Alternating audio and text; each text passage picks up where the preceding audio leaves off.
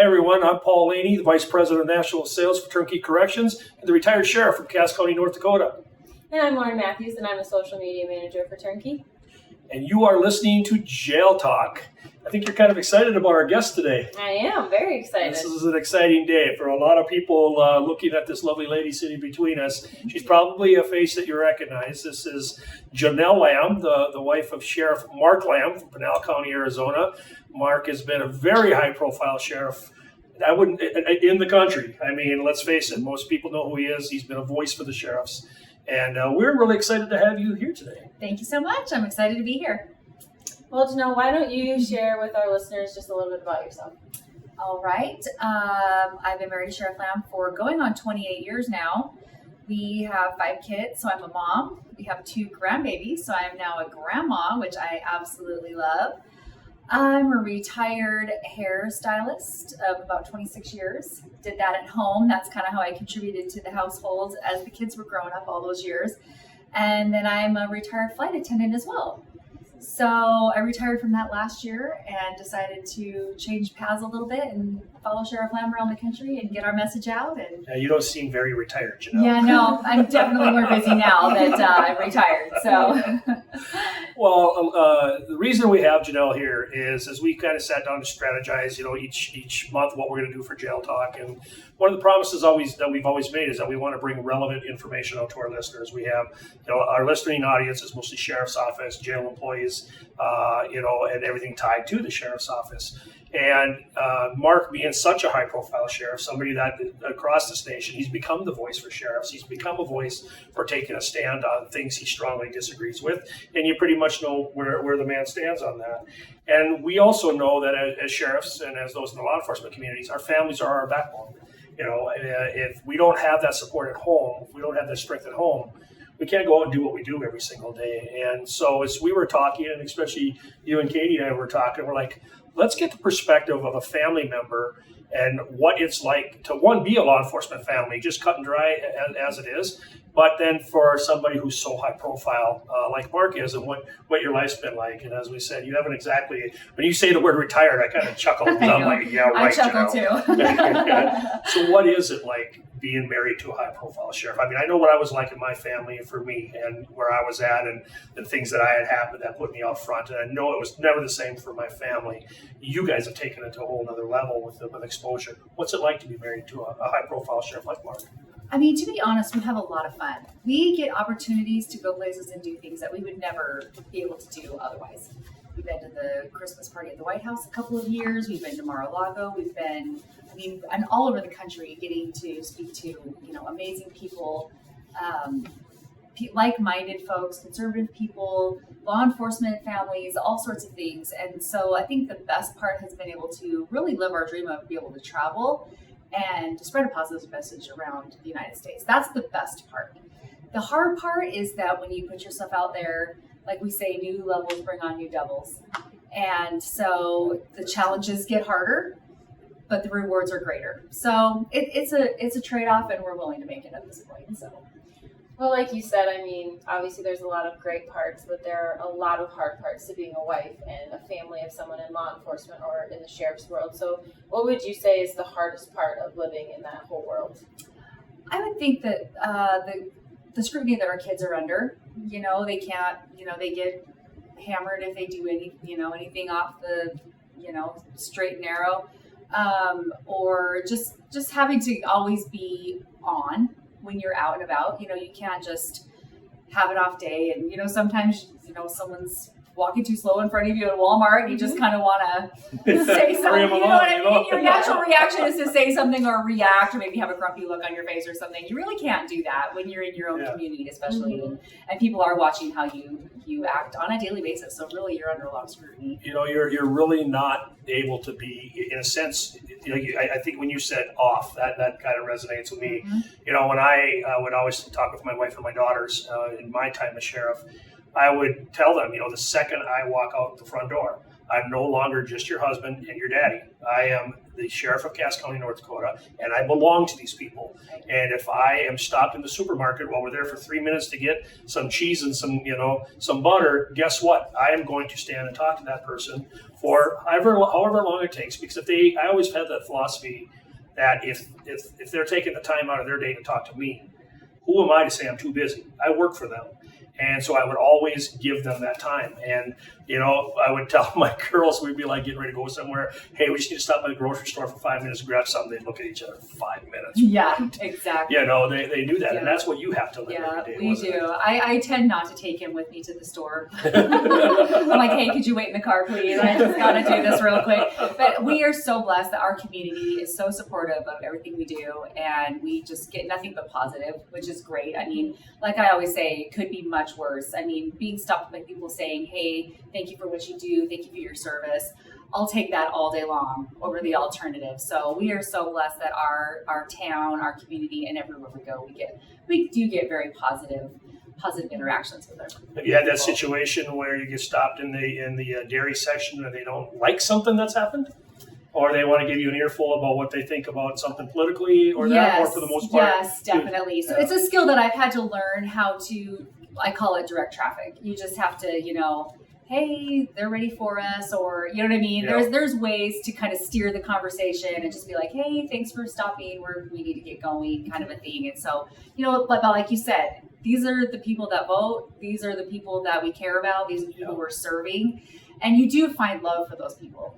The people that are in your community. There's something very real about the people that you serve. You do love them, and so we want to talk to them. Absolutely. But there are the people. Oh yeah. There are the people that just don't really know when to stop the conversation. That's funny hey, when you say that because I think probably every sheriff and their spouse have that same tag. When you say, we've never had this conversation. We never talked about situations like that. And we were the same way.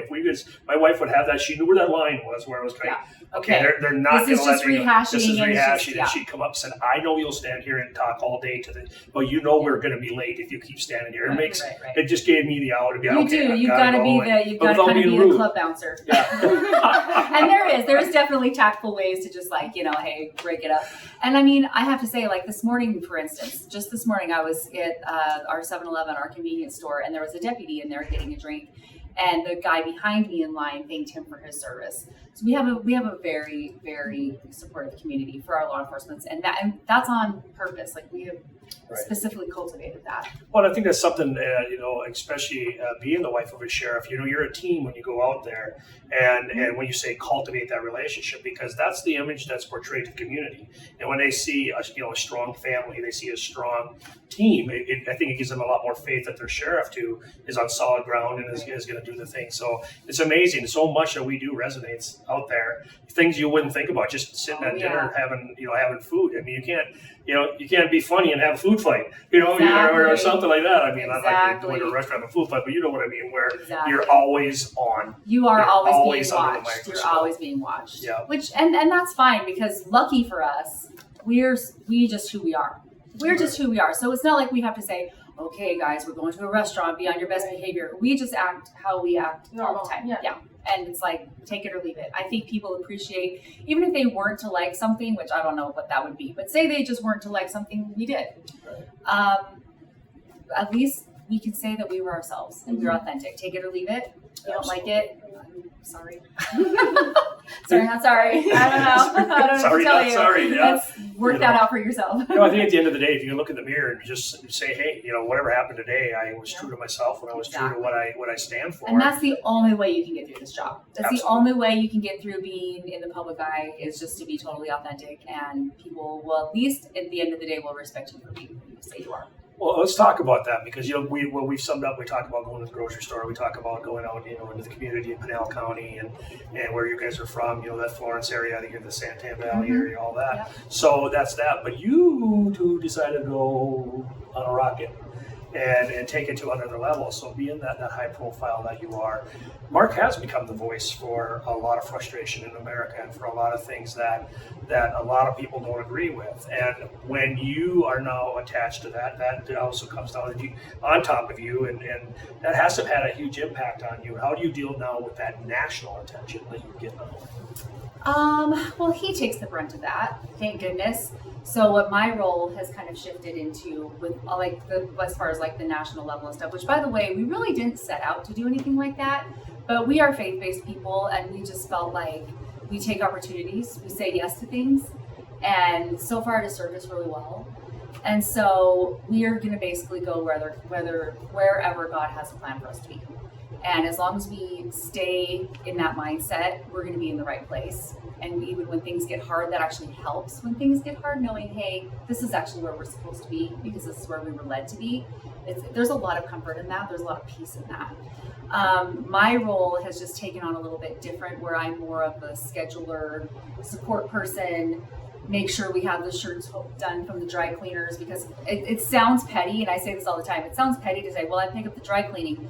It's actually really important, because if we don't have shirts, if he doesn't have shirts to wear, we're in big trouble. You can't just go find a Western wear store at any corner, you've got to be prepared. And so, I do, mailing out orders, shirts and books and different things like that. So I kind of keep the back end, the back office running, and make sure, our schedules are dialed in and we're not double booking, which I'm not perfect at. We both try. It's a little bit hard. We got a lot of moving parts, but we work really hard on that. So that's basically what my role has been. Now that we're not looking past, but now that we're working past Pinal County, we're doing so much in the county and so much elsewhere as well. What's the impact been on your children? I mean, you talk about that because all of a sudden you're the sheriff's kid. Yeah. And now you're a high-profile sheriff's kid. It's a lot like being the preacher's kid, to be honest. Yep. I mean, it just has a little bit of an edge to it. But honestly, they're so proud of their dad. Yeah. Their dad is like a superhero to them, and they are super supportive of our traveling. And I've got a couple of young adult kids that still live at home, so we have someone watching the house and just make sure everything's getting taken care of and mail's getting checked and all that stuff. You guys still got to run a household. So it is nice because our kids are older, so they can take care of themselves. They're all adults, and they're very supportive, and they try their best to be supportive of us. So. That's awesome. Well, we all know that Sheriff Lamb is very high profile, but you have started to have a following all of your own, just because of, who you are and your experience. Can you share a little bit about that? I know you have a book and everything, so. Yeah, absolutely. So when we campaigned, we didn't know what we were doing. There was nobody for me to call and say, hey, what do I wear to this event?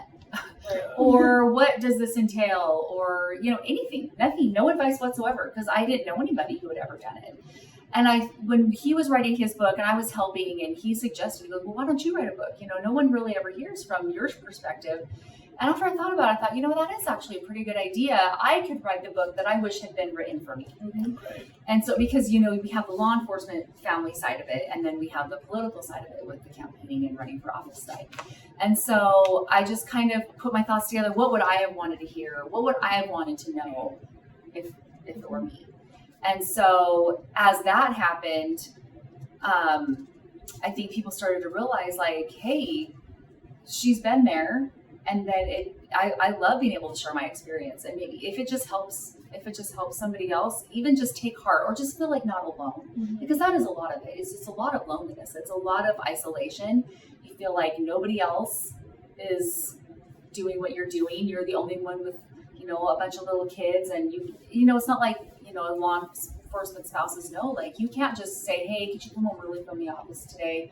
I had a really hard day, and they can just clock out early. Like that is not an option. Right. Like, you have to dig deep, you got to suck it up, and you got to make it till they get home. And maybe they're not coming home on time either, because if something pops off right before they come home, which inevitably the hardest day that you're having at home that's the day that's going to happen. Absolutely. 100% of the time. The one day that you think, the one day you think, okay, they're off at 6.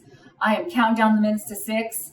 And, the time passes and you're like, they're not here. What's going on? Well, this happened. I'm going to be a couple hours late. And you're just like, no, today of all days, please no. That's just Murphy's Law. It's just the way it happens. Murphy's Law. And law you have enforcement, to dig deep and find it within yourself to find that inner strength to go through it. And here's how many hundreds of thousands of law enforcement spouses are going through that Right. and feeling so alone in that. And so I guess my main message and my voice to people is, you're not by yourself. There's a lot of us going through it, and we're all doing it, and we can all pull together and do it. So a number of us have read your book, and like you said, and that was one thing that I think resonated with us when you were back with us in September when Mark was the keynote speaker for our annual user conference, and we all got to know you and got to meet you. We're like, you could just see these two are that dynamic duo. They're quite a dynamic pair, and there was so much excitement for your book and all that. So if people want to get a copy of Mark's book or your book, how can they get a copy? So it's available on Amazon. But if you would, first of all, it's called The Sheriff's Wife, Holding It All Together Behind the Scenes in Politics. So that I felt like really encompassed what I was trying to, my message. Right. And then I have them available. My book, also Sheriff Lamb's book. So mine and his are both available at sheriffswife.com. And his is called American Sheriff, Traditional Values in a Modern World. And again, mine is The Sheriff's Wife. Well, and if you're interested in it, look right at the bottom of the screen, and that's how you can get a copy for yourselves. It's a very interesting read. I brought it home for my wife, and kind of that same thing. This was all new to her. You go from being, yes, we were a law enforcement family, to now we are the high-profile law enforcement family in our area. Like I said, you guys take it to a whole new level. So, for you, any ideas of office for yourself someday or anything like that? No, you know what? I've had that question before, and honestly, we really, not that I haven't considered it, because we're getting all new congressional districts, like things are getting really shaken up in our area, and that thought does come up, like, oh, maybe I see how much good can be done. Right. But at the same time, I discussed it with some trusted advisors, and with obviously Mark, and I think we're better as a team together than me running off trying to do it. I think we're a strong hold and working as a team. So I'm gonna stay on the Sheriff Lamb train. Well, you're a very dynamic personality, so if you ever decided to do for it, I think you'd find success. But I think that goes back to why so many people respect you. You stick to your roots. You stick to what's important to you and your family. Always. And that's just it, basically. I mean, I have new grandbabies. I have kids. They're young adults, but they still have a lot of needs, and I want to be there for my family. I don't. I've done the working mom thing, and it was great. It has its highs and lows as well. But I think we're a great team, and we're going to stick together. So, yeah. Well, we're coming to the end of the show, but do you have any final words of wisdom for our law enforcement families out there listening? I kind of think it just goes back to what I was saying before, that we're all in this together. I always tell people that when we go around the whole country, and we travel everywhere from California to Florida to Maryland to Idaho, everywhere in between, we see so many wonderful, like-minded law enforcement families that are praying for each other. People have your back.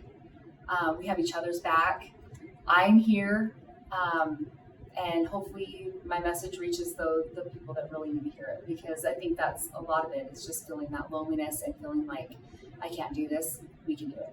And your message is powerful, and I hope for those sheriff's wives out there, if your husband's going to run sometime, and you know what, if your spouse is female and is going to run, same dynamic is there. So please take a look at the book and reach out. And find your tribe. Whether it's a sister or a mom or a best friend or whoever you have, just hang on to those people that are close to your life, and really just dig in.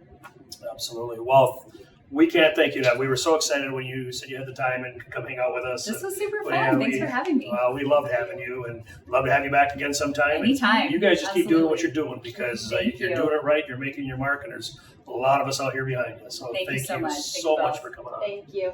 And thank you, everybody, for listening. And make sure you follow us on Twitter and Instagram at JailTalk Podcast. Subscribe to our YouTube channel, and you can always email us at jailtalkpodcast@gmail.com. I'm Paul Laney. And I'm Lauren Matthews. And you've been listening to Jail Talk. We'll see you next time.